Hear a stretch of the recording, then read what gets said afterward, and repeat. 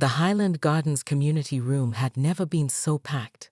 Residents stood against walls, sat on windowsills, and crowded the doorway. The emergency HOA meeting had been scheduled for 7 p.m., but people started arriving an hour early, sharing stories of Karen's years of tyranny over paper cups of cheap coffee. Marcus sat in the front row, Emily beside him working on her math homework. She'd insisted on coming. For moral support, Dad, though he suspected she wanted to witness the culmination of their shared struggle. Her latest scan results had been promising, and her oncologist credited the improved outcomes to maintaining the precise treatment schedule. No more missed appointments, no more parking chaos. At exactly 7 p.m., Maria Rodriguez called the meeting to order. As interim board secretary, she ensured everything was properly documented. Marcus approached the podium, carrying a USB drive and a thick binder. The projector hummed to life, displaying a meticulous presentation. Over the past 3 years, he began, Highland Gardens has recorded 847 parking complaints. Of those, 312 involved designated spots, and 127 specifically involve Spot 4B. He clicked through slides showing charts, photographs, and email chains. But the real story isn't about numbers. It's about people. He shared Emily's treatment calendar, explaining how parking violations had impacted her care. Other residents began standing up, adding their voices. A nurse who'd missed shifts, an elderly man who couldn't reach his spot with his walker, a pregnant woman who'd been forced to walk blocks in the rain. Then came the evidence about Karen's scheme. Bank records showed she collected over $40,000 in illegal parking rentals. The HOA's insurance company was already investigating potential liability issues. 3 residents had filed small claims court cases to recover their rental payments. But we're not here for revenge, Marcus continued, revealing his proposal for a new parking system. Digital permits with QR codes, designated visitor areas with time limits, a clear violation reporting process. Most importantly, a commitment to enforce the rules equally for everyone. The vote was unanimous. Karen's replacement as board president, a retired judge who'd lived in the complex for 20 years, was elected on the spot. The new parking regulations were approved, and a committee was formed to implement them immediately. As the meeting concluded, something unexpected happened. People didn't rush to leave. Instead, they lingered, talking and laughing. Neighbors who'd barely acknowledged each other were exchanging phone numbers. Someone suggested a monthly community dinner. 2 weeks later, a small ceremony was held in the lobby. The judge unveiled a new plaque near the entrance. Highland Gardens, where community comes first. Below it hung a framed photo of the old warning sign from Spot 4B, a reminder that sometimes it takes one person standing up to change an entire community. Emily, now sporting peach fuzz hair as her treatment progressed, tugged at Marcus's sleeve. "Dad," she whispered, "I think we did more than fix the parking." Marcus looked around at his neighbors, now friends, and smiled. Karen's latest certified letter from the IRS lay unopened in her empty unit, and the complex hadn't seen an unauthorized parker in weeks. But the real victory wasn't in the revenge or the regulations. It was in the transformed spirit of their little community, where a fight over a parking spot had somehow helped everyone find their voice. The fluorescent lights of the public library flickered as Marcus hunched over his laptop, surrounded by stacks of legal documents. 3 weeks had passed since Emily's missed appointment, and he'd spent every free moment building his case. His browser tabs were a maze of local ordinances, HOA regulations, and property rights forums. Emily's appointment calendar lay open beside him, each scheduled treatment highlighted in yellow, a reminder of what he was fighting for. Found something interesting. The voice belonged to Maria Rodriguez, a retired paralegal who'd noticed his daily research sessions. She'd started helping him navigate the legal maze 2 weeks ago, her own bitter experience with HOAs fueling her interest in his case. "Actually, yes," Marcus replied, turning his screen toward her. "Look at Section 47.3 of the state's property code. The HOA board isn't just being difficult. They're actively breaking the law by not enforcing designated parking rights. Maria's eyes lit up as she scanned the text. And here's the best part, she pointed to a subsection. They're required to maintain records of all parking complaints and actions taken. Want to bet Karen hasn't documented any of your reports? Marcus was already 10 steps ahead. He'd submitted each complaint via certified mail, keeping copies and delivery confirmations. He'd also discovered something that made his blood boil. Karen Williams owned 4 vehicles, but only 2 parking spots. Through careful observation and a friendly chat with the complex's maintenance man, he learned she'd been renting out her extra visitor spots for $200 each per month, spots she had no right to rent. His preparation was methodical. First, he contacted every reputable towing company in the area, eventually partnering with Ajax Towing. Their owner, a gruff veteran named Mike, had reviewed Marcus's documentation and agreed to provide 24/7 service with a 15-minute response time. Just make sure your paperwork's solid, Mike had warned. These HOA tykes love their lawyers. The security system was next. Marcus invested in 3 high-definition cameras with night vision and license plate recognition capability. He positioned them carefully, one overlooking his spot, one covering the approach, and one monitoring the visitor parking area where Karen conducted her illegal business. The system uploaded footage directly to a secure cloud server, time-stamped and backed up.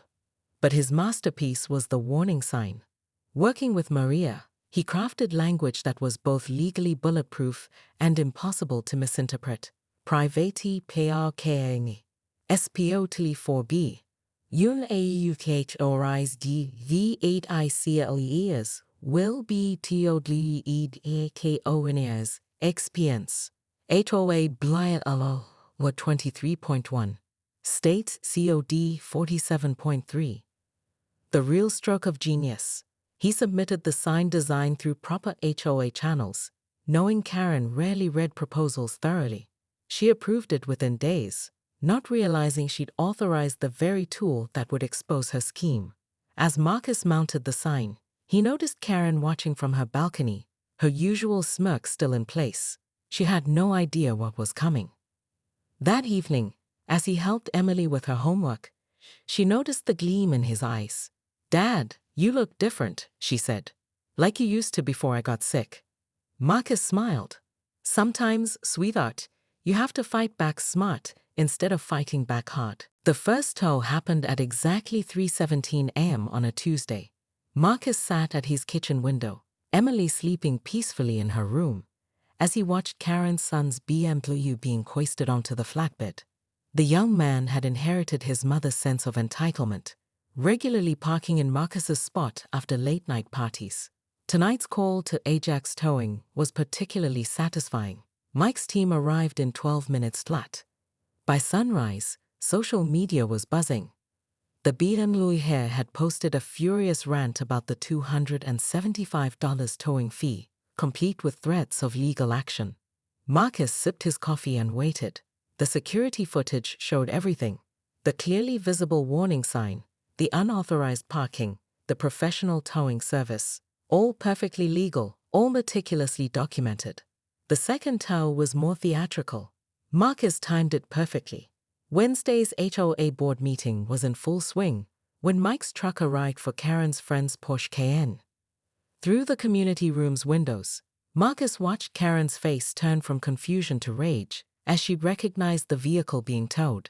The meeting dissolved into chaos as she stormed out, designer heels clicking against the pavement as she tried to stop the tow. "You can't do this," she shrieked, waving her phone at the driver. "Do you know who I am?" "Ma'am, this is a legally authorized tow from a private spot," the driver replied, reading from the script Marcus had helped prepare.